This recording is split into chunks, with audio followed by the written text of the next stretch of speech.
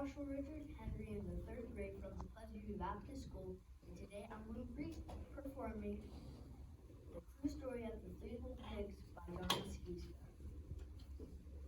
Everybody knows the story of the Three Little Pigs, or at least they think they do. But I'll let you in on a little secret. No one knows the real story, because no one has ever heard of my side of the story. I'm the wolf, Alexander T. Wolf, but you can't count me out. I don't know how this whole big bad wolf thing got started, but it's all wrong. Maybe it's because of our diet. Hey, it's not my fault wolves eat cute little animals like bunnies, sheep, and pigs. It's just the way we are. In fact, juicy cheeseburgers were cute. Folks would probably think you were big and bad too. But like I was saying, this whole big bad wolf thing is all wrong. The real story is about a little sneeze and 1 cup of sugar.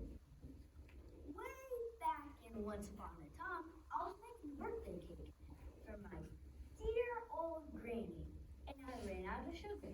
Now mind you, I had a terrible sneezing cold. So I walked down the street to ask my neighbor for a cup of sugar.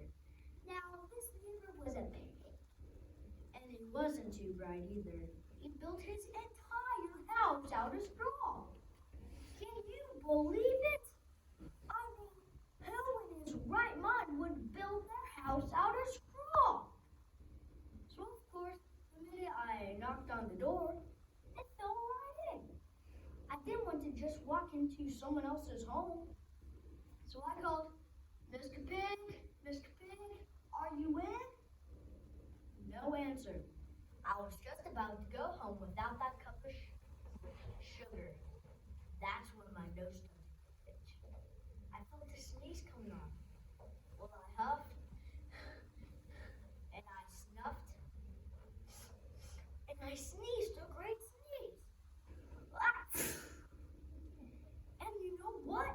That whole straw house just fell right down, flat as a pancake.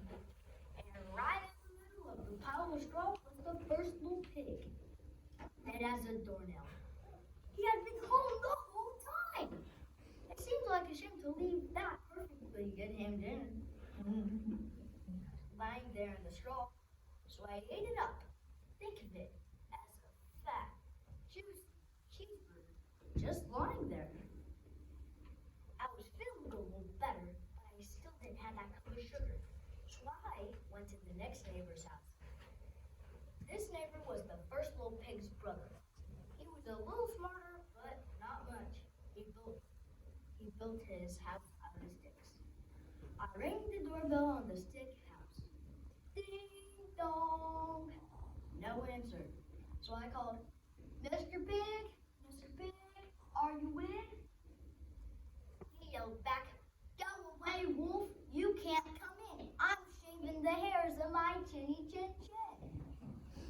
I had just grabbed the doorknob when I felt my cold come on.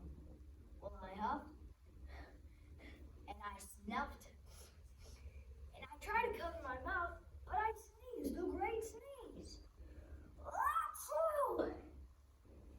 And you're not going to believe it, but this pig's house fell down just like his brother's. When the dust cleared, there lay the second little pig, dead as a doornail. Wolf's honor. Now I'm sure you know food will spoil if you just leave it out in the open.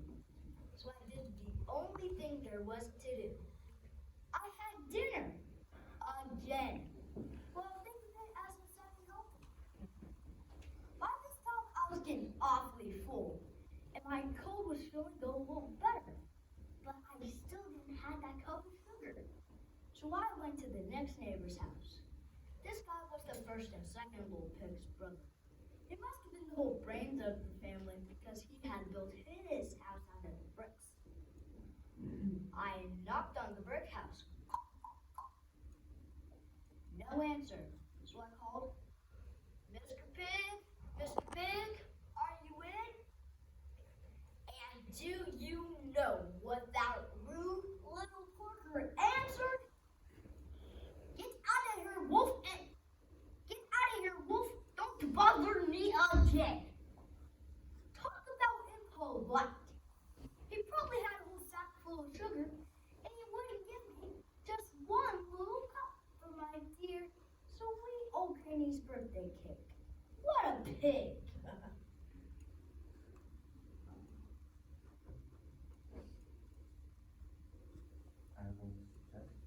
I was just about to go home and maybe make a nice birthday card instead of a cake.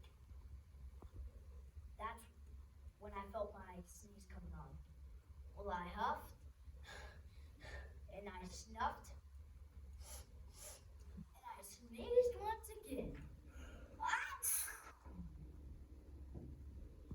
Then the third little pig yelled, "And your old granny can sit on a pen."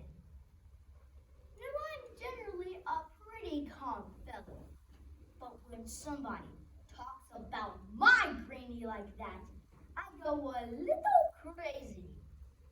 And that, my friends, is when the cops drove up.